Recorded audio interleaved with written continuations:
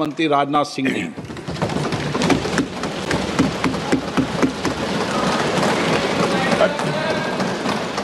अध्यक्ष महोदय,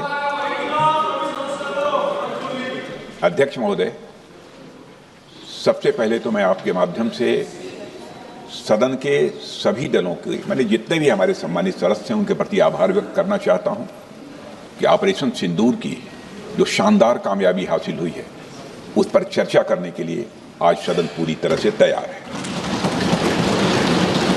अध्यक्ष महोदय, सबसे पहले मैं इस सदन के माध्यम से मैं देश के उन वीर सपूतों को, उन बहादुर सैनिकों को नमन करता हूं जिन्होंने की राष्ट्र की सीमाओं की रक्षा के लिए जब भी आवश्यकता पड़ी है अपना बलिदान देने में वह पीछे नहीं रहे हैं।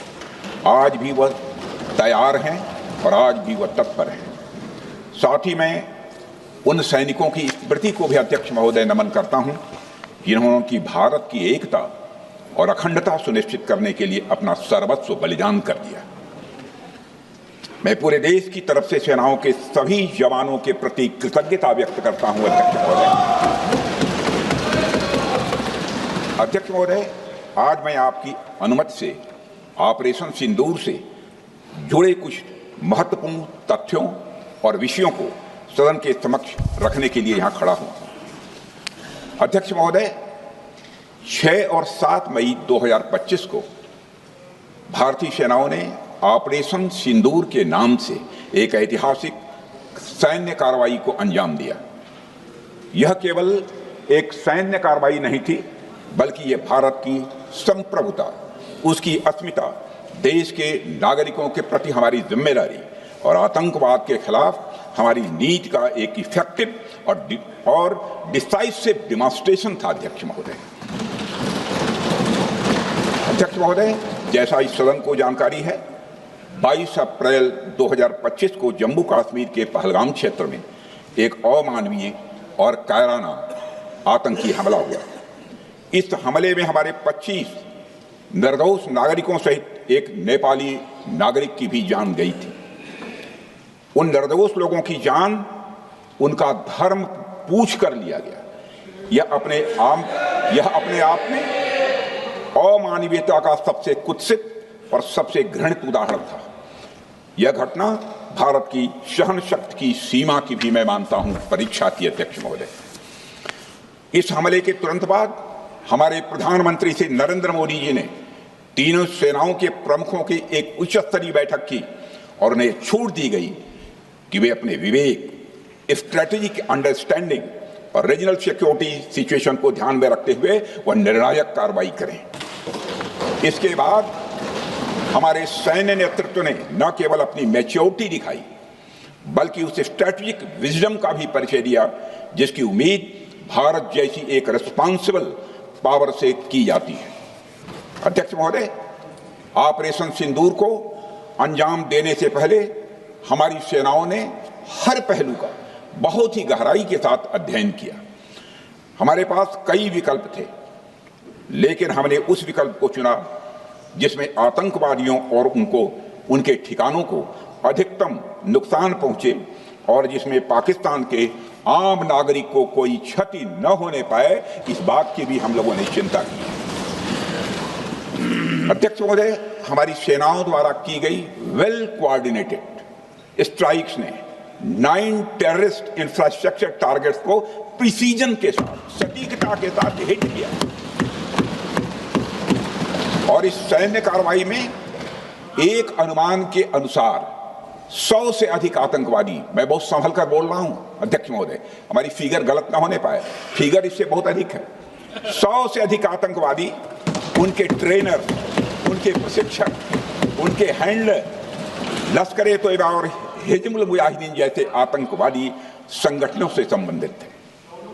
ये वही आतंकी संगठन हैं जिन्होंने पाकिस्तान की सेना और ISI का जिन्हें खुला समर्थन प्राप्त है। अध्यक्ष महोदय, 7 मई 2025 को रात्रि 1:05 भारतीय सशस्त्र बलों ने ऑपरेशन सिंदूर प्रारंभ किया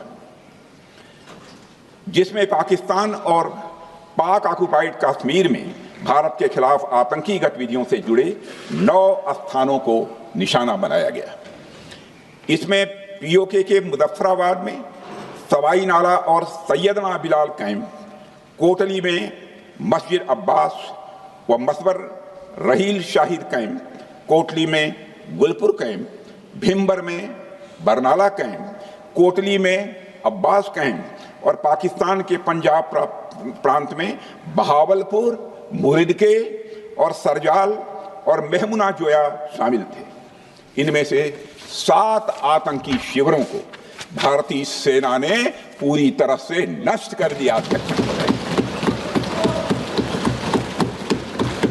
जबकि भारतीय वायुसेना ने मुरिदके और बहावलपुर को नेस्त नाबूद किया, जो लश्कर-ए-तोयबा और जैशे मोहम्मद के केंद्र हैं। पूरा ऑपरेशन मात्र, अध्यक्ष महोदय, जानकर पूरे सदन को प्रसन्नता होगी कि विदिन 22 मिनट्स पूरा ऑपरेशन समाप्त हो गया और हमने आतंकवादियों को उनके घर में घुसकर मारा। सशस्त्र बलों ने हमारी माताओं और बहनों के सिंदूर का बदला लिया और प्रत्येक भारतीय इस भावना से ओत-प्रोत हो गया। अध्यक्ष महोदय, मैं चाहूंगा कि पूरा सदन एक बार हमारे सेना के बहादुर जवानों के शौर्य और पराक्रम का। अध्यक्ष महोदय, यह सिंदूर की लाली शौर्य की कहानी है। यह सिंदूर की लाली शौर्य की कहानी है, भारत के मस्तक पर वीरता की निशानी है। अध्यक्ष महोदय, सेनाओं ने अंधेरी रात होने के बावजूद हमले की सफलता के स्पष्ट एविडेंस भी जुटाए हैं, साक्ष्य है हमारे पास। अध्यक्ष महोदय, हमले के कुछ ही घंटों के भीतर एक प्रेस रिलीज और मीडिया ब्रीफिंग के माध्यम से इन्हें जनता की जानकारी के लिए जारी कर दिया गया था। मुझे यह पुष्टि करते हुए गौरव की अनुभूति हो रही है कि सशस्त्र बल अपने सभी मिशन ऑब्जेक्टिव्स को पूरा करने में पूरी तरह से सक्षम रहे और साथ ही कामयाब रहे। अध्यक्ष महोदय, 7 मई 2025 को हमले माने 1:35 के तुरंत बाद भारतीय डीजीएमओ ने हॉटलाइन संदेश के माध्यम से पाकिस्तान के डीजीएमओ यानी डायरेक्टर जनरल मिलिट्री ऑपरेशन से संपर्क किया और टेरर इंफ्रास्ट्रक्चर के खिलाफ हमारे हमले के रेशनल और मेथोडोलॉजी के बारे में पूरी जानकारी दी और यह तथ्य भी बताया कि ये हमले एस्केलेटरी नेचर वाले नहीं थे, माने इसको हम आगे नहीं बढ़ाना चाहते। जिन मोहि मारा तीन मोहि मारे। अध्यक्ष महोदय, जिस प्रकार प्रभु हनुमान ने लंका में अपनी रणनीति बनाई थी, उसी प्रकार हमने भी उन्हीं को निशाना बनाया जिन्होंने हमें नुकसान पहुंचाया था। हालांकि पाकिस्तान ने इस रेशनल को समझने से इनकार कर दिया और अगले कुछ दिनों तक सिविलियन और सैन्य ठिकानों पर गोलीबारी करके बड़े पैमाने पर सीज फायर वायलेशन करके स्थिति को एस्केलेट करने की उसने कोशिश की। अध्यक्ष महोदय, 7-8 मई 2025 की रात को क्लियरली आइडेंटिफाइड आतंकवाद संबंधी ठिकानों पर हमारे सफल ऑपरेशन के बाद, सफल हमले के बाद पाकिस्तान ने स्थिति को एस्केलेट कर दिया और अनमैन्ड एरियल सिस्टम और अन्य साधनों का उपयोग करके भारतीय वायुसेना के बेसेस, भारतीय वायुसेना के सेंसर्स और सेना के फॉर्मेशन हेडक्वार्टर्स से लेकर ब्रिगेडों तक पर भी उसने हमला कर दिया। हालांकि हमारी इंटीग्रेटेड एयर डिफेंस ग्रिड और काउंटर यूएस ग्रिड ने इन हमलों को सफलतापूर्वक विफल कर दिया। अध्यक्ष महोदय, यस-400 यमारसैन आकाश मिसाइल सिस्टम और एयर डिफेंस गन्स बहुत प्रभावी साबित हुई हैं। अध्यक्ष महोदय, इस एस्केलेशन पर हमारा जवाबी हमला स्विफ्ट, प्रोपोर्शनेट और नवातुला था। अध्यक्ष महोदय, जिसमें 8 मई 2025 को केवल चुनिंदा पाकिस्तानी एयर डिफेंस सिस्टम और सेंसर नेटवर्क को प्रिसीजन गाइडेड मिशन द्वारा म्यूनिशंस द्वारा जो है टारगेट किया गया। अध्यक्ष महोदय, हमारी कार्रवाई पूरी तरह से सेल्फ डिफेंस में थी, न तो वह प्रोवोकेटिव थी और न तो एक्सपेंशनिस्ट थी। पाक द्वारा ये हमले 7 मई 25 से लगातार चले और 10 मई 2025 को रात लगभग 1:30 पर पाकिस्तान ने बड़े पैमाने पर भारत के ऊपर मिसाइल, ड्रोन, रॉकेट और अन्य लॉन्ग रेंज वेपन्स का इस्तेमाल किया। इसके साथ साथ उन्होंने इलेक्ट्रॉनिक वॉरफेयर से जुड़ी टेक्नोलॉजीज का भी सहारा लिया। अध्यक्ष महोदय, उनके निशाने पर हमारे भारतीय वायुसेना के अड्डे, थल सेना के एम्यूनिशन डिपोज, हवाई अड्डे और मिलिट्री कैंट थे। अध्यक्ष महोदय, यह कहते हुए मुझे गौरव की अनुभूति हो रही है कि हमारे air defence system, counter drone system और इलेक्ट्रॉनिक इक्विपमेंट्स ने पाकिस्तान के इस हमले को पूरी तरह से नाकाम कर दिया। पाकिस्तान हमारे किसी भी टारगेट को हिट नहीं कर पाया अध्यक्ष महोदय, और हमारे किसी भी इंपॉर्टेंट एसेट को नुकसान नहीं हुआ है। हमारी सुरक्षा व्यवस्था अध्यक्ष महोदय चाक चौबंद थी और हर हमले को हम लोग रोका गया। मैं इसके लिए भारतीय सेना के बहादुर सैनिकों की जमकर सराहना करता हूं, जिन्होंने दुश्मन के हर मंसूबे पर पानी फेर दिया। और अपने प्रतिपक्ष के मित्रों से भी कहना चाहता हूं, एक बार फिर से भारत के सेना के जवानों का कम से कम मेज थपथपाकर उनका अभिनंदन करिए। बहुत बहुत धन्यवाद। बहुत बहुत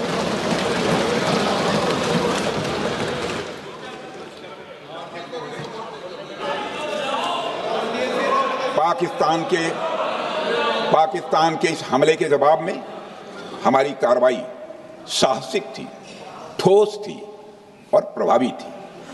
भारतीय वायुसेना ने वेस्टर्न फ्रंट पर पाकिस्तान के हवाई अड्डों, command and control systems, military infrastructures और एयर डिफेंस सिस्टम को निशाना बनाया और इस मिशन को हमारी सेनाओं ने सफलतापूर्वक अंजाम देने में कामयाबी हासिल की।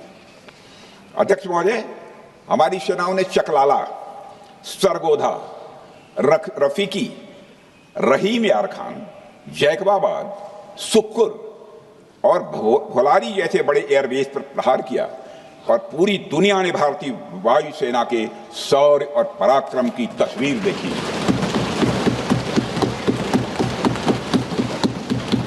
अध्यक्ष महोदय, ऑपरेशन सिंदूर ट्राई सर्विसेज कोऑर्डिनेशन का एक बेमिसाल उदाहरण था। जब भारतीय वायुसेना ने आसमान से हमले किए, हमारी थल सेना ने जमीन पर मोर्चा संभाल लिया। हमारे जवान नियंत्रण रेखा पर पूरी ताकत से डटे रहे और पाकिस्तान की हर हरकत का करारा जवाब दिया। अध्यक्ष महोदय, भारतीय नौसेना ने भी, लोग पूछते हैं भारतीय नौसेना का क्या रोल था, भारतीय नौसेना ने भी उत्तरी अरब सागर में अपनी तैनाती मजबूत कर दी। भारतीय नौसैनिकों ने पाकिस्तान को यह साफ संदेश दिया कि हम समुद्र से लेकर जमीन तक पाकिस्तान के हर महत्वपूर्ण ठिकानों पर प्रहार करने में न केवल सक्षम हैं बल्कि हम तैयार हैं। अध्यक्ष महोदय, इस ऑपरेशन का मकसद टेररिस्ट कैंप्स और उनके सपोर्टर्स को टारगेट करना, उन्हें नेस्त नाबूद करना था और यह साफ संदेश देना था कि भारत आतंकवाद के विरुद्ध जीरो टॉलरेंस रखता है। भारत ने कार्रवाई इसलिए रोकी क्योंकि कॉन्फ्लिक्ट के पहले और उसके दौरान जो भी पॉलिटिकल और मिलिट्री ऑब्जेक्टिव्स तय किए गए थे उसे हम पूरी तरह से हासिल कर चुके थे। इसलिए यह कहना, यह मानना कि यह ऑपरेशन किसी दबाव में रोका गया था, यह बेबुनियाद है और सरासर गलत है। अध्यक्ष,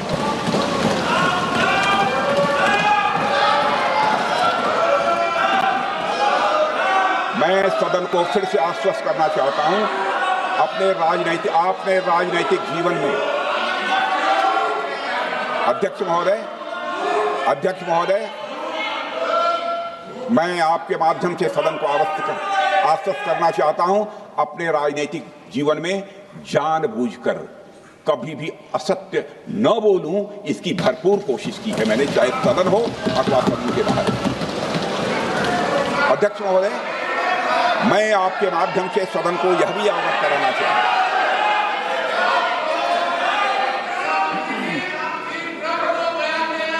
प्लीज बैठिए। आप क्यों खड़े? अध्यक्ष महोदय, मैं आपके माध्यम से सदन को यह भी अवगत कराना चाहूंगा कि सीमा पार करना या वहां की टेरिटरी कैप्चर करना इस ऑपरेशन का उद्देश्य नहीं था। ऑपरेशन सिंदूर प्रारंभ करने का मकसद था अध्यक्ष महोदय उन टेरर नर्सरीज को खत्म कर देना जिन्हें पाकिस्तान ने बरसों से पाला पोसा हुआ। और यह ऑपरेशन उन मासूम परिवारों को न्याय दिलाने के लिए लॉन्च किया गया था जिन्होंने पाक स्पॉन्सर्ड टेररिस्ट अटैक्स में अपने प्रियजनों को खोया था। हमारी सेनाओं ने सिर्फ उनको टारगेट किया जो इन आतंकियों को सपोर्ट करते हुए भारत पर हमला करने की कोशिश में लगातार शामिल थे। अध्यक्ष महोदय, ऑपरेशन सिंदूर का ओवरऑल पॉलिटिको मिलिट्री ऑब्जेक्टिव यह था कि आतंकवाद के रूप में प्रॉक्सी वार लड़ रहे पाकिस्तान को सजा दी जाए और इसी वजह से आर्म फोर्सेस को पूरी आजादी दी गई थी कि वे अपने टारगेट खुद चुनें और करारा जवाब दें। और इस ऑपरेशन का उद्देश्य कोई भी युद्ध छेड़ना नहीं था बल्कि फोर्स के डिमॉन्स्ट्रेटिव यूज से एडवर्सरी को झुकने के लिए मजबूर करना था। 10 मई की सुबह जब भारतीय वायुसेना ने पाकिस्तान की मल्टीपल एयरफील्ड्स पर करारा प्रहार किया तो पाकिस्तान ने हार मान ली है अध्यक्ष महोदय, और हॉस्टिलिटी रोकने की कोशिश की। अब रोक दीजिए महाराज। उन्होंने एक कोशिश की, हमारे डीएमओ से बात की, महाराज अब रोक दीजिए, बहुत हो गया। यह पेशकश इस कैबिनेट के साथ स्वीकार की गई थी। सुने, रुकिए तो रुकिए, बता दूंगा, बता दूंगा, अब बैठ तो आपको मौका मिलेगा।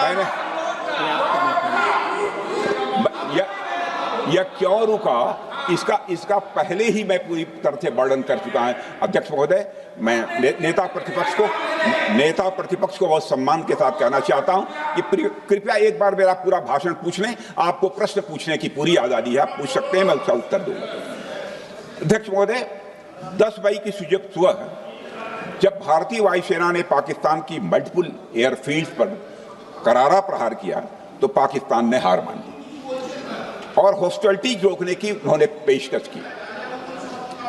यह पेशकश इस कैबिनेट के साथ स्वीकार की गई हम लोगों के द्वारा कि यह ऑपरेशन केवल पाज किया गया है, स्थगित किया गया है। यह ऑपरेशन समाप्त नहीं हुआ है अध्यक्ष महोदय। अगर पाकिस्तान की ओर से भविष्य में कोई भी मिस एडवेंचर हुआ तो यह ऑपरेशन अध्यक्ष महोदय, मैं सदन को आश्वस्त करना चाहता हूं, दोबारा प्रारंभ हो।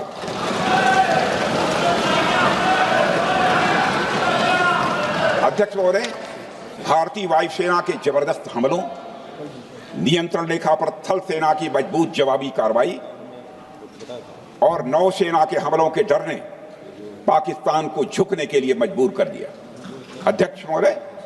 और पाकिस्तान की हार उनकी एक सामान्य विफलता नहीं थी बल्कि यह उसके सैन्य बल और मनोबल या दोनों की एक हार थी।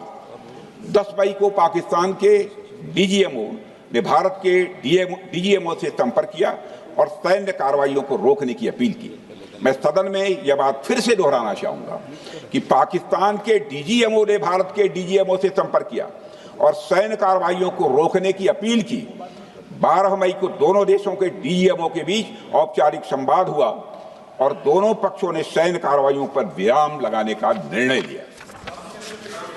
अध्यक्ष महोदय, हमारे सैनिकों का जो मनोबल, मातृभूमि की रक्षा करने का जो उनका समर्पण है, ऑपरेशन सिंदूर के दौरान उसका दर्शन 140 करोड़ से अधिक भारतवासियों ने देखा।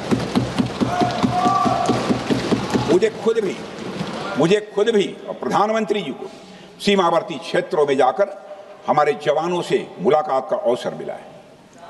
अध्यक्ष महोदय, श्रीनगर के मिलिट्री बेस पर, भुज के एयरबेस पर, उधमपुर के कमांड सेंटर पर, हर जगह प्रत्यक्ष मैंने अपनी आंखों से देखा कि हमारे सैनिकों का मनोबल अपनी पूरी बुलंदी पर था।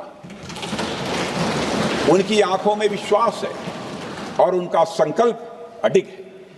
वे न केवल भारत की सीमाओं की रक्षा कर रहे हैं, बल्कि हमारे राष्ट्रीय स्वाभिमान की भी अध्यक्ष महोदय रक्षा कर रहे हैं। अध्यक्ष महोदय, किसी भी देश में जनता सत्ता पक्ष को और विपक्ष को अलग अलग दायित्व सौंपती है, दोनों को अलग अलग दायित्व, और हेल्दी डेमोक्रेसी में तो स्वाभाविक है। सत्ता पक्ष का काम होता है जनता के हितों को ध्यान में रखते हुए कार्य करना, और विपक्ष का काम होता है सरकार से जनता के मुद्दों से संबंधित जरूरी प्रश्न पूछना। ऑपरेशन सिंदूर क्यों शुरू किया गया, इसकी जानकारी पहले भी दी गई है और आज भी मैंने सदन को दी है। अध्यक्ष महोदय, कभी कभी हमारे प्रतिपक्ष के लोग ये पूछते रहे हैं कि हमारे कितने बीमार गिरे। मुझे लगता है उनका यह प्रश्न हमारी राष्ट्रीय जनभावनाओं का सही से प्रतिनिधित्व नहीं कर रहा है। मुझे लगता है उन्होंने एक बार भी हमसे यह नहीं पूछा कि हमारी सेनाओं ने दुश्मन के कितने विमान मारे गिराए।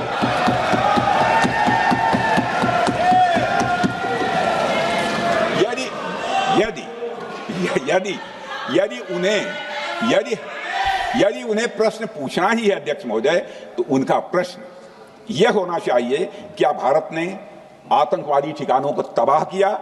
तो उसका उत्तर है हाँ।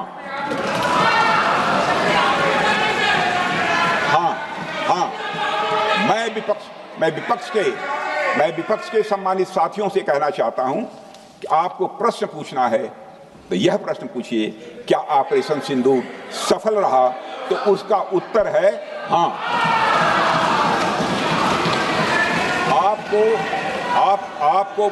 आपको प्रश्न पूछना है तो यह प्रश्न पूछिए कि जिन आतंकियों ने हमारी बहनों, हमारी बेटियों का सिंदूर मिटाया, क्या हमारी सेनाओं ने ऑपरेशन सिंदूर में उन आतंकियों के आकाओं को मिटाया? तो इसका उत्तर है हाँ। और आपको प्रश्न पूछना है तो यह पूछिए कि इस ऑपरेशन में क्या हमारे जाबाज सैनिकों को कोई क्षति हुई है? तो उसका उत्तर है नहीं। अध्यक्ष महोदय, लक्ष्य जब बड़े हो तो अपेक्षाकृत छोटे मुद्दों पर हमारा ध्यान नहीं जाना चाहिए। लक्ष्य बड़े हों तो छोटे मुद्दों पर, अपेक्षाकृत जो छोटे मुद्दे होते हैं कंपैरेटिवली, उन पर ध्यान नहीं जाना चाहिए, क्योंकि छोटे मुद्दों पर ही ध्यान देते रहने से देश की सुरक्षा और सैनिकों के सम्मान और उत्साह जैसे बड़े मुद्दों से ध्यान हट सकता है, जैसा कि विपक्ष के हमारे कुछ साथियों के साथ हो रहा है। अब चूंकि विपक्ष के मित्र ऑपरेशन सिंदूर को लेकर उचित प्रश्न नहीं पूछ पा रहे हैं, तो उन्हें मैं क्या बताऊं अध्यक्ष महोदय। मैं लगभग 4 डिकेड से अधिक समय से राजनीति में, सत्ता पक्ष हो या विपक्ष हो, अपनी पार्टी हो या दूसरी पार्टी हो, कभी भी किसी के साथ दलगत राजनीति को मैंने शत्रुतापूर्ण तरीके से जिंदगी में नहीं देखा है मैंने अध्यक्ष महोदय। इसलिए आज अगर विपक्ष प्रश्न पूछने में असफल है, मैं विपक्ष को उनके इस काम में थोड़ी सी मदद करना चाहता हूं।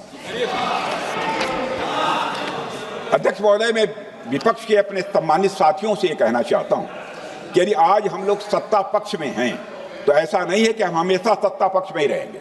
यह आवश्यक नहीं है, किसी के लिए आवश्यक नहीं। एक लंबा समय हमने विपक्ष का काम किया है, एक लंबा समय हमने सरकारों से सवाल पूछने में लगाया है। जनता ने जब हमें विपक्ष में रहने का दायित्व सौंपा था, तो हमने विपक्ष में रहकर विपक्ष की भूमिका को बड़े ही सकारात्मक तरीके से निभाया भी है। अध्यक्ष महोदय, विपक्ष में रहकर हमने कैसे प्रश्न पूछे, इसके कुछ उदाहरण मैं यहां रखना चाहता हूं। 1962 में अध्यक्ष महोदय, चीन के साथ हुए युद्ध में जब दुखद परिणाम आया, तो हमने उस समय की सरकार से यह पूछे थे, लेकिन वह प्रश्न यह था कि हमारे देश की धरती पर दूसरे देश का कब्जा कैसे हुआ। हमने यह प्रश्न पूछा था कि हमारी सेना और हमारी जनता अपमानित क्यों हुई। हमने यह प्रश्न पूछा था कि बड़ी संख्या में हमारे सैनिक हताहत कैसे हुए। हमने यह प्रश्न नहीं पूछा कि हमारे टैंक, हमारी मशीनें, हमारी बंदूकें क्यों ध्वस्त हो गई। यह प्रश्न हम लोगों ने नहीं पूछा।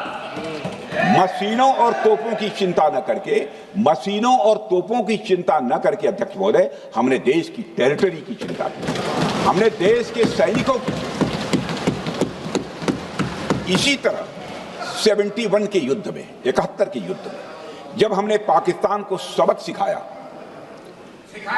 मैं उस समय की सरकार को मैं बधाई देना चाहता हूं। हमने अपने राजनीतिक और सैन्य नेतृत्व की प्रशंसा की। हमने ये नहीं देखा कि किस दल की सरकार है, किस विचारधारा की सरकार है, इसकी चिंता नहीं की कभी। हमारे नेता अटल बिहारी वाजपेयी ने संसद में खड़े होकर उस समय के नेतृत्व की प्रशंसा की थी। हमने इस बात की खुशी जाहिर कि हमने अपने शत्रु को सबक सिखाया। हमने उस दौरान यह प्रश्न नहीं पूछा कि सबक सिखाने के दौरान में भारत के कितने प्लेन्स गिरे, भारत के कितने इक्विपमेंट्स बर्बाद हुए। यह प्रश्न अध्यक्ष महोदय उस समय भी हम लोगों ने नहीं पूछा। अध्यक्ष महोदय, यदि मैं इसे और भी प्रैक्टिकल तरीके से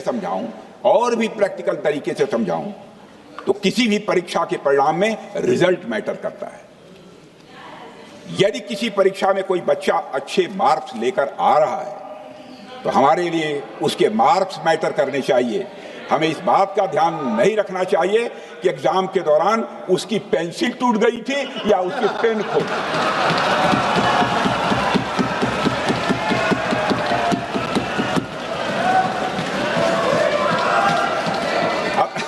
अध्यक्ष महोदय, अल्टीमेटली रिजल्ट मैटर करता है और रिजल्ट यह है, अध्यक्ष महोदय, अल्टीमेटली रिजल्ट मैटर करता है और रिजल्ट यह है अध्यक्ष महोदय कि ऑपरेशन सिंदूर के दौरान हमारी सेनाओं ने जो लक्ष्य निर्धारित किया था, उन लक्ष्यों को पूर्ण रूप से प्राप्त करने में हमने कामयाबी हासिल की। अध्यक्ष महोदय, भारत हमेशा से पाकिस्तान सहित अपने पड़ोसी देशों से मित्रता और सौहार्द सहयोगपूर्ण संबंध का सदैव इच्छुक रहा है। इसके लिए भारत की सभी सरकारों ने ईमानदारी से प्रयास भी किए हैं। वह चाहे आदरणीय लाल बहादुर शास्त्री जी हों या अटल बिहारी वाजपेयी जी हों या हमारे स्वर्गीय मनमोहन सिंह जी हों या प्रधानमंत्री श्री नरेंद्र मोदी जी, सभी ने हमेशा चाहा है कि इस इलाके में शांति और समृद्धि बनी रहे। सभी ने यह चाहा। अध्यक्ष महोदय, यह बात हमारी सिविलाइजेशनल वैल्यूज के साथ मेल खाती है, इसलिए ऐसा हुआ। अध्यक्ष महोदय, पूरा विश्व जानता है कि पूर्व प्रधानमंत्री से अटल बिहारी वाजपेयी जी ने शांति का संदेश लेकर 1999 में लाहौर बस यात्रा की थी। वह सिर्फ एक यात्रा नहीं थी, वह यात्रा भारत की संस्कृति और शांति की प्रतीक थी। यह हमारे भारत की प्रकृति थी। लाहौर पहुंचकर से अटल बिहारी वाजपेयी जी ने मीनारे पाकिस्तान पर विजिटर्स बुक में जो लिखा था, जिसका जिक्र लोग आज भी करते हैं, और उन्होंने लिखा था, उसकी मैं चर्चा करता हूं। उन्होंने लिखा था कि मीनारे पाकिस्तान से मैं पाकिस्तान की जनता को यह विश्वास दिलाना चाहता हूं कि भारत अस्थायी शांति और मित्रता का आकांक्षी है। मैंने पहले भी कहा है और फिर भी कहता हूं, एक स्थिर और समृद्ध पाकिस्तान भारत के हित में है, इसमें कोई संदेह नहीं होना चाहिए। अध्यक्ष महोदय, यह हमारी सोच थी, यह हमारी शांति की पहल थी। यह पहल हमारी हजारों साल पुरानी सांस्कृतिक चेतना, हमारी नैतिक शक्ति और हमारी सभ्यता के उन मूल्यों से निकली थी जो शांति को शक्ति मानती है। अध्यक्ष महोदय, लेकिन हमारे शांति के प्रयास को हमारी नाइविटी, उदारता या सरलता समझ लिया गया। जब हम शांति के लिए कदम बढ़ा रहे थे, उसी वक्त पाकिस्तान कारगिल में घुसपैठ की साजिश रच रहा था। हम दोस्ती के राह पर थे तो वो षड्यंत्र की राह पर थे। जब हम मामला खुलकर सामने आया तो हमारे वीर सैनिकों ने इस घुसपैठ के खिलाफ कार्रवाई करना प्रारंभ किया, और जब भारत की जीत सामने दिखाई दे रही थी तो पाकिस्तान ने परमाणु युद्ध की धमकी दे डाली अध्यक्ष महोदय। तब हमारे प्रधानमंत्री, तत्कालीन प्रधानमंत्री आदरणीय अटल बिहारी वाजपेयी जी ने कहा था, पाक सेना के परमाणु हमले से भारत का तो कुछ नहीं बिगड़ेगा, लेकिन पाकिस्तान दूसरे दिन का सूरज नहीं देख पाएगा।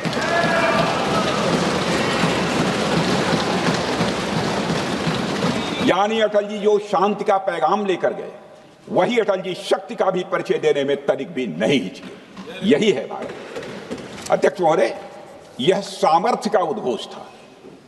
यह एक स्पष्ट संदेश था कि भारत शांति चाहता है, लेकिन अगर कोई हमारी संप्रभुता को चुनौती देगा तो उसका जवाब भी उतनी ही दृढ़ता से दिया जाएगा। अध्यक्ष महोदय, 2015 में जब हमारे प्रधानमंत्री मोदी जी ने लाहौर जाकर नवाज शरीफ से मुलाकात की, तो भारत ने फिर से दोस्ती का हाथ बढ़ाया। अध्यक्ष महोदय, हम वाकई में शांति की राह पर चलना चाहते थे, क्योंकि हमारी मूल प्रकृति बुद्ध की है, युद्ध की नहीं है। हमारी सरकार ने भी पाकिस्तान के साथ शांति स्थापित करने के अनेक प्रयत्न किए हैं, लेकिन बाद में हमने 2016 में सर्जिकल स्ट्राइक से, 2019 में बालाकोट में एयर स्ट्राइक से और 2025 के ऑपरेशन सिंदूर से हमने शांति स्थापित करने का दूसरा रास्ता अपनाया है। अध्यक्ष महोदय, अब हमारे प्रधानमंत्री श्री नरेंद्र मोदी जी और हमारी सरकार का स्टैंड बिल्कुल क्लियर है कि टेररिज्म और टॉक्स ये दोनों साथ नहीं चल सकते, क्योंकि सभ्य मुल्कों के बीच बातचीत होती है। अध्यक्ष महोदय, लोकतांत्रिक देशों में बातचीत होती है, पर एक ऐसा देश जिसके वजूद में लोकतंत्र का एक कतरा भी न हो और सिर्फ रिलीजियस फैनेटिसिज्म, टेररिज्म और हेट्रेड अगेंस्ट इंडिया हो, उसके साथ संवाद किसी भी सूरत में नहीं किया जा सकता। क्योंकि टेररिज्म की भाषा जो अध्यक्ष महोदय होती है, वह खून, डर और नफरत है, संवाद नहीं। गोलियों की आवाज में संवाद की आवाज दब जाती है। जहां खून बहता है वहां बातचीत की गुंजाइश अध्यक्ष महोदय नहीं बचती। अध्यक्ष महोदय, पाकिस्तान की वर्तमान स्थिति अब जग जाहिर है। जिस देश ने आतंक को अपनी विदेश नीति का औजार बना लिया, वह अंततः अपने ही जाल में फंस जाता है। पाकिस्तान की नीति और चरित्र को लेकर कोई भ्रम नहीं रहना चाहिए। यह एक ऐसा देश है जो वैश्विक आतंकवाद की नर्सरी है और उन्होंने इसको अपनी स्टेट पॉलिसी का भी एक आधार बनाया हुआ है। अध्यक्ष महोदय, ऑपरेशन सिंदूर के दौरान पूरी दुनिया ने देखा है कि पाकिस्तान में सरकार आतंकवादियों के लिए स्टेट फ्यूनरल का इंतजाम कर रही है और सैन्य अधिकारी भी आतंकवादियों के जनाजे में भाग लेते हैं। यह वही देश है जो सीमा पर सैनिकों से लड़ने का साहस नहीं जुटा पाता, इसलिए निर्दोष नागरिकों, बच्चों और तीर्थयात्रियों को आतंकवाद का निशाना बनाता है। पाकिस्तान की सेना और आईएसआई आतंकवाद को एक प्रॉक्सी वार के रूप में अध्यक्ष महोदय इस्तेमाल करती हैं और उसके सहारे वे भारत को डिस्टेबलाइज करने का सपना देखती हैं। अध्यक्ष महोदय, मैं लोकतंत्र के मंदिर में खड़े होकर यह बात कह रहा हूं कि भारत को 1000 कट्स देने का सपना पालने वालों को नींद से जग जाना चाहिए। यह मोदी जी के नेतृत्व वाला नया भारत है जो आतंकवाद के खिलाफ किसी हद तक जा सकता है।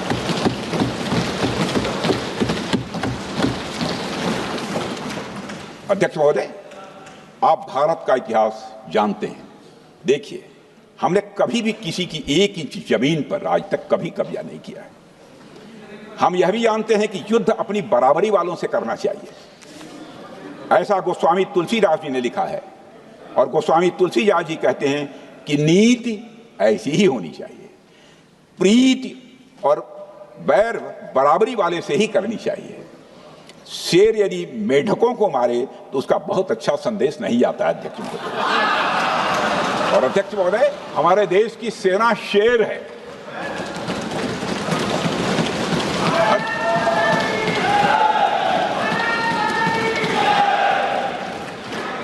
अध्यक्ष महोदय, पाकिस्तान जैसा देश जो साइज, सामर्थ्य, शक्ति और समृद्धि में हमारे आसपास भी नहीं है, उस मुल्क से कैसा मुकाबला? जो मुल्क अपने अस्तित्व के लिए दूसरों पर आश्रित हो, उसके मुकाबले का मतलब है अपना स्तर कम करना। हमारी नीति है आतंकवाद के खिलाफ प्रभावी कार्रवाई करना। हमारा पाकिस्तान विरोध उनकी आतंकवाद की नीति के कारण है, इसलिए पाकिस्तान का हमारा विरोध है। अध्यक्ष महोदय, हम अगर शांति की आशा के लिए हाथ बढ़ाना जानते हैं तो अशांति फैलाने वाले हाथों को उखाड़ना भी जानते हैं। अध्यक्ष महोदय, अगर शांति के प्रयास करना हम जानते हैं तो दुष्टों को जो भाषा समझ में आए उसी भाषा में समझाना भी जानते हैं। सठे साक्ष्यम समाचरित, अर्थात दुष्ट के साथ दुष्टता का ही व्यवहार करना पड़ता है कभी कभी। अध्यक्ष महोदय, हमने भगवान कृष्ण से सीखा है कि शिशुपाल की 100 गलतियां माफ की जा सकती हैं, पर अंत में धर्म की रक्षा के लिए सुदर्शन चक्र उठाना ही पड़ता है। हमने पार्लियामेंट का अटैक सहा है अध्यक्ष महोदय, 2008 का मुंबई अटैक सहा है, झेला है, लेकिन अब हमने कह दिया है इनफ इज इनफ। अब हमने सुदर्शन चक्र उठा लिया है अध्यक्ष महोदय। अध्यक्ष महोदय, हमारी प्रवृत्ति भगवान राम और भगवान कृष्ण से प्रेरित है, जो हमें शौर्य भी सिखाती है और धैर्य भी सिखाती है। इस सीख का अध्यक्ष महोदय, इस सीख का हम प्रधानमंत्री नरेंद्र मोदी जी के नेतृत्व में हमारी विदेश और अपनी रक्षा नीति में सीधा प्रयोग कर रहे हैं। आज भारत पहले दोस्ती का हाथ बढ़ाता है, लेकिन अगर कोई देश धोखा दे तो उसकी कलाई भी मरोड़ना जानता है। अध्यक्ष महोदय, हमारी नीति स्पष्ट है कि हमने एक समय लाहौर बस यात्रा की भाषा में बात की थी, तो पाकिस्तान ने हमारी उस भाषा को नहीं समझा, तो अब हम उन्हें बालाकोट स्ट्राइक की भाषा में जवाब देंगे। अध्यक्ष महोदय, भारत के लिए शांति हमारी प्रायोरिटी है, हमारी प्राथमिकता है और हमारी शक्ति उसका आधार है। भारत के लिए शांति प्राथमिकता है और हमारी शक्ति उसका आधार है। यह शक्ति हमारे सामर्थ्य से पैदा हुई है अध्यक्ष महोदय, और यह सामर्थ्य पिछले 11 साल में कई गुना बढ़ गया है। मैं ये नहीं कहता हूं पहले नहीं था, पहले था, लेकिन अब कई गुना बढ़ गया है। आज भारत विश्व की चौथी सबसे बड़ी अर्थव्यवस्था है और अभी आई मॉर्गन स्टैनली के रिपोर्ट के मुताबिक 2028 तक विश्व की तीसरी सबसे बड़ी अर्थव्यवस्था बनने की ओर भारत चल चुका है। अध्यक्ष महोदय, आर्थिक उन्नति के साथ साथ भारत के रक्षा क्षेत्र में 2014 से उल्लेखनीय परिवर्तन, रिमार्केबल चेंज आया है। आज का भारत डिफेंस सेक्टर में आत्मनिर्भरता, सेल्फ रिलायंस और स्वदेशी उत्पादन की दिशा में तेजी से आगे बढ़ रहा है। अध्यक्ष महोदय, आज हम हर दृष्टि से समर्थ भी हैं और सक्षम भी हैं। अध्यक्ष महोदय, मैं सदन को यह भी जानकारी देना चाहता हूं, उसके बाद जब प्रश्न पूछा गया हमारे सारे चीफ से, सीडीएफ से, डिफेंस सेक्रेटरी से, क्या ऑपरेशन के लिए तैयार हैं, क्षण भर की देर नहीं लगाई, सबने बोला यस सर। अध्यक्ष महोदय, ऑपरेशन सिंदूर हमारे सामर्थ्य का ही प्रतीक था, जिसमें हमने दिखा दिया कि अगर कोई हमारे नागरिकों को मारेगा तो भारत चुप नहीं बैठेगा। भारत की आत्मरक्षा के लिए हमारा राजनीतिक तंत्र और नेतृत्व बिना किसी दबाव के काम करेगा। हमारी मिसाइल फिजिकल सीमाएं लांघेंगी अध्यक्ष महोदय, और हमारे वीर सैनिक दुश्मन की कमर तोड़ेंगे। अध्यक्ष महोदय, हम आतंकवाद को उसके हर रूप और स्वरूप में पूरी तरह समाप्त करने के लिए पूरी तरह से प्रतिबद्ध हैं, और इस संदर्भ में हमें एक महत्वपूर्ण बात समझनी होगी।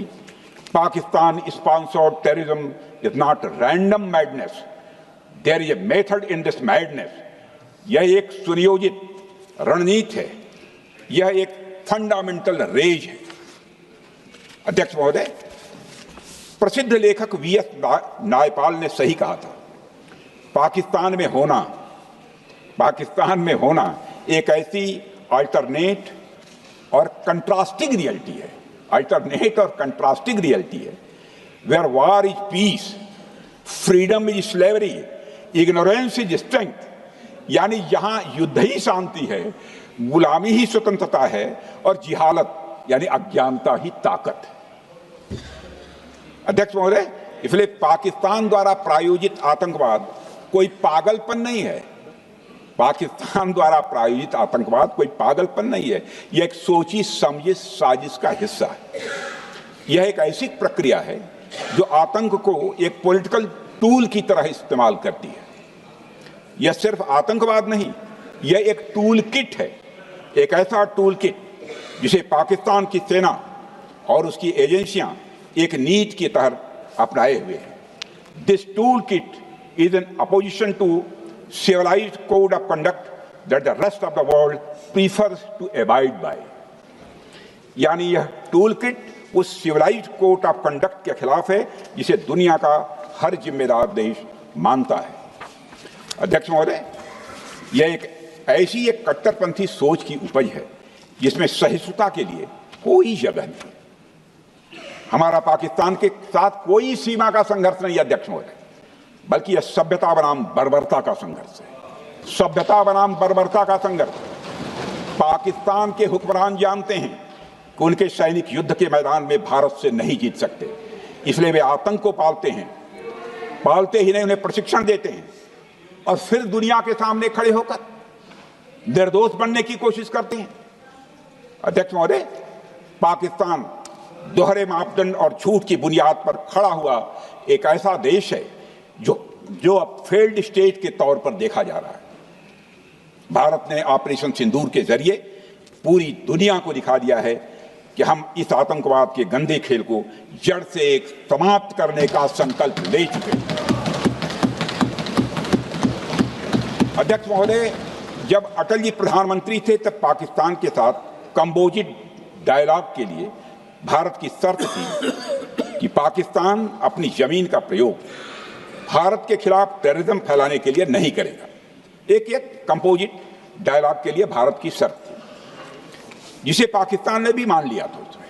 लेकिन दुर्भाग्य से 2009 में शर्म शेख में तत्कालीन सरकार ने एक बड़ी भूल की, जब कंपोजिट डायलॉग प्रोसेस से पाकिस्तान प्रायोजित आतंकवाद को डीलिंक कर दिया गया। यानी बातचीत जारी रखने के लिए पाकिस्तान द्वारा अपनी जमीन को आतंकवाद के लिए प्रयोग न करने की शर्त को ही डाइल्यूट कर दिया गया।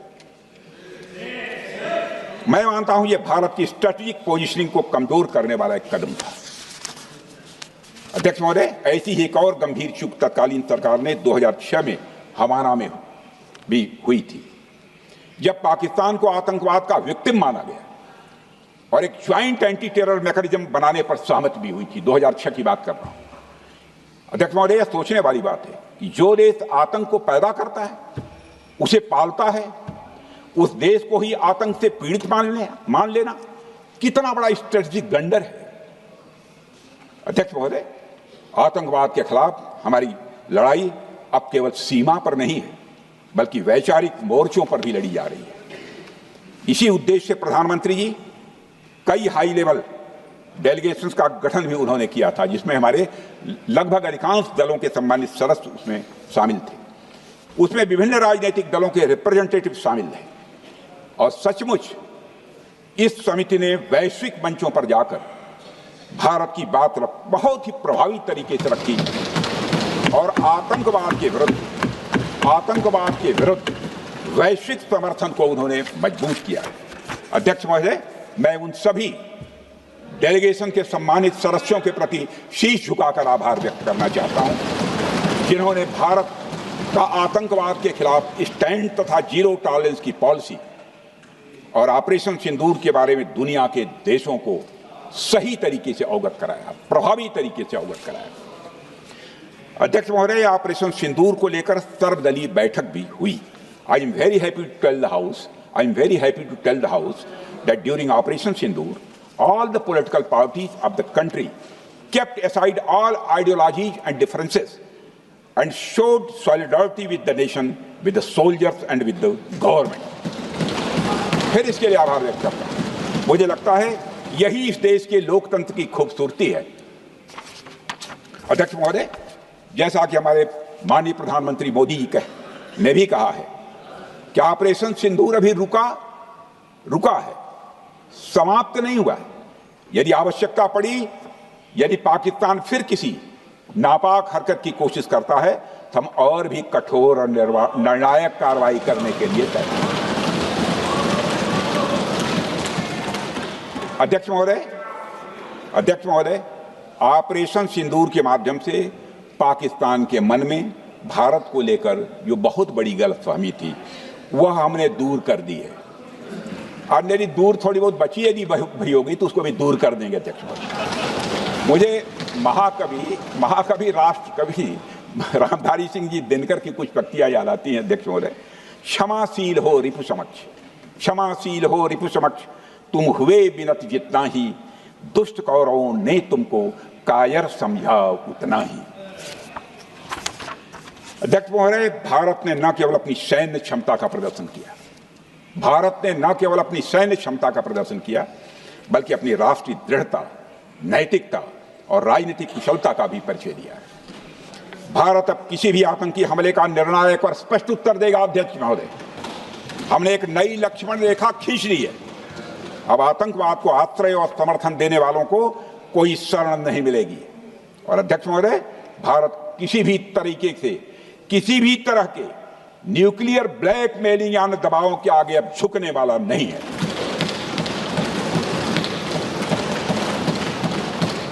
अध्यक्ष महोदय, ऑपरेशन सिंदूर के माध्यम से जो हमने किया और उससे पहले सर्जिकल स्ट्राइक और एयर स्ट्राइक के जरिए जो संदेश दिया गया वह बहुत पहले ही हो जाना चाहिए, लेकिन जो होता है समय पर ही होता है। अध्यक्ष महोदय, हमारी सरकार ने आतंकवाद के खिलाफ हमारी जीरो टॉलरेंस की नीति को दुनिया के हर मंच पर पूरी तरह से स्पष्ट कर दिया है और हम उस पर कोई समझौता किसी भी सूरत में नहीं करने वाले हैं। अभी कुछ सप्ताह पहले मुझे शंघाई कोऑपरेशन ऑर्गेनाइजेशन की डिफेंस मिनिस्टर्स मीटिंग में जाने का अवसर मिला था। वहां जो डिक्लेरेशन तैयार किया जा रहा था उसमें आतंकवाद पर भारत का स्टैंड डाइल्यूट हो रहा था। हमने साफ कह दिया कि जब तक आतंकवाद के मुद्दे पर भारत का स्टैंड रखा नहीं जाएगा, हम किसी ज्वाइंट स्टेटमेंट पर साइन नहीं करेंगे और इसकी वजह से वहां कोई ज्वाइंट स्टेटमेंट नहीं आया।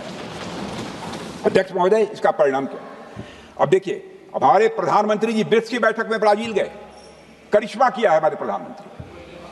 तो चीन की मौजूदगी में जो ज्वाइंट डिक्लेरेशन आया उसमें जम्मू व कश्मीर में हुए आतंकी हमले को कंडेम भी किया गया। यह प्रधानमंत्री ने करिश्मा करके दिखाया, यानी भारत की बात अंततः मानी गई। और यह ब्रिक्स सम्मेलन के इतिहास में पहली बार हुआ जब जम्मू एवं कश्मीर में हुए किसी आतंकी घटना को खुलकर कंडेम किया गया। मैं इस सदन को याद दिलाना चाहता हूं, 2008 में मुंबई में इतनी बड़ी आतंकी घटना हुई, मगर उस समय की सरकार को जो प्रभावी कार्रवाई करनी चाहिए थी वो नहीं हो पाई लेकिन उसमें सबसे दुखद और आश्चर्य की बात है, कई वर्ल्ड फोरम, इंटरनेशनल फोरम पर जो उसका कंडेमनेशन होना चाहिए, जो उसकी निंदा की जानी चाहिए, वह भी जितना होना चाहिए नहीं हो पाया। अध्यक्ष, यदि आप उस घटना के बाद हुए ब्रिक्स सम्मेलन के डॉक्यूमेंट्स उठाकर देख लीजिए, मुंबई आतंकी हमले का कहीं जिक्र भी नहीं है। और अध्यक्ष महोदय, जब केंद्र में प्रधानमंत्री मोदी जी के नेतृत्व में सरकार बनी तब जाकर कहीं के हालात कुछ बदलने शुरू हुए और साल 2017 में हुए ब्रिक्स सम्मेलन में पहली बार 2017 में हुए ब्रिक्स सम्मेलन में पहली बार आतंकवाद से लश्कर और जैश जैसे आतंकवादी संगठनों को जोड़ा गया। यह भी अपने में करिश्माई काम था। यह परिस्थिति इसलिए बनी क्योंकि इसके ठीक एक साल पहले उरी की घटना के भारत की सेनाओं ने सीमा पर जाकर सर्जिकल स्ट्राइक की थी। हमने दुनिया को बताया कि आतंकवाद के खिलाफ हम सरहद के इस पार भी मारेंगे और जरूरत पड़ी तो आतंकियों के घर में घुसकर भी मारे। यह बदलाव प्रधानमंत्री मोदी जी के नेतृत्व में आया। अध्यक्ष महोदय, यह वही नीति है जो पहले की सरकारों को भी अपनानी चाहिए थी। उन सरकारों को जिनके शासनकाल में भारत ने सबसे भीषण आतंकी हमलों का सामना किया, जिनमें 2008 का मुंबई हमला आज भी हर हिंदुस्तानी के जेहन में बैठा हुआ है, जिंदा है, एक न भूलने वाली त्रासदी के रूप में जिंदा है। अध्यक्ष महोदय, मैं श्री प्रणब मुखर्जी जी ने अपनी किताब द कोलिशन ईयर्स में लिखा है, मेरे पास है भी, कोलिशन ईयर्स में लिखा है कि जब मुंबई अटैक हुआ था, प्रणब ने लिखा है, जब मुंबई अटैक हुआ था, India had evidence that the terrorist came from Karachi port. Pakistan के नॉन स्टेट एक्टर्स के बहाने पूरी दुनिया में, नॉन स्टेट एक्टर्स के बहाने को पूरी दुनिया में कोई मान नहीं रहा था। उन्होंने लिखा है प्रणब ने, and I quote, amid heated debates within the cabinet, there was a demand for military intervention which I rejected. यह उन्होंने लिखा, मैंने नहीं लिखा है, अनकोट।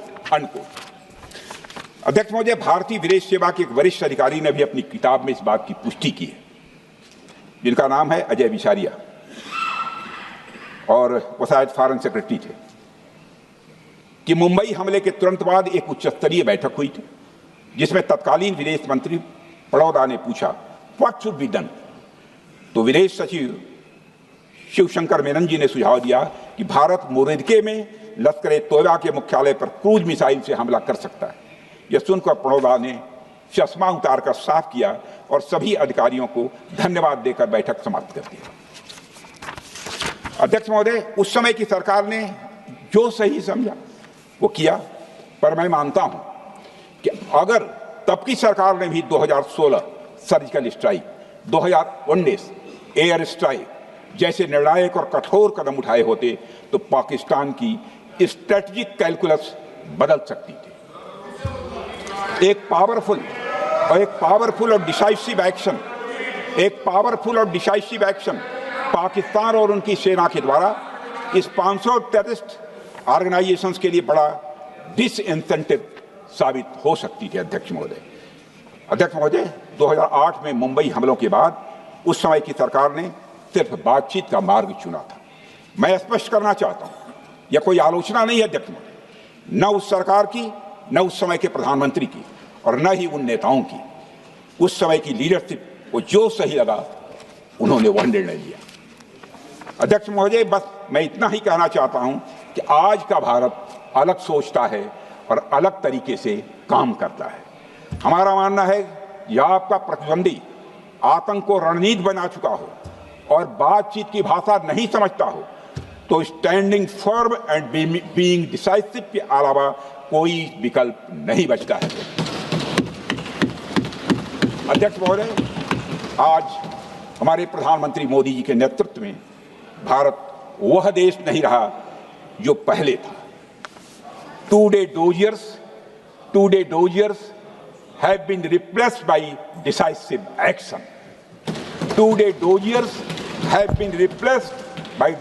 action. आज भारत सहता नहीं है, भारत जवाब देता है। अध्यक्ष महोदय, आज भारत आतंक की जड़ तक जाता है और उसे उखाड़ फेंकने का सामर्थ्य रखता है।